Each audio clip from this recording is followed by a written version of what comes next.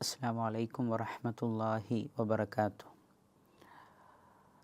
ആയിഷ റളിയല്ലാഹു അൻഹ റിപ്പോർട്ട് ചെയ്യുന്നൊരു ഹദീസിൽ റസൂൽ സല്ലല്ലാഹു അലൈഹി വസല്ലം നമ്മോട് പറയുന്നത് ഇപ്രകാരമാണ്: തീർച്ചയായും ജനങ്ങളുടെ കൂട്ടത്തിൽ അള്ളാഹു ഏറ്റവും കൂടുതൽ വെറുക്കുന്നത് ദുർവാശിക്കാരായ വഴക്കാളികളെയാണ്.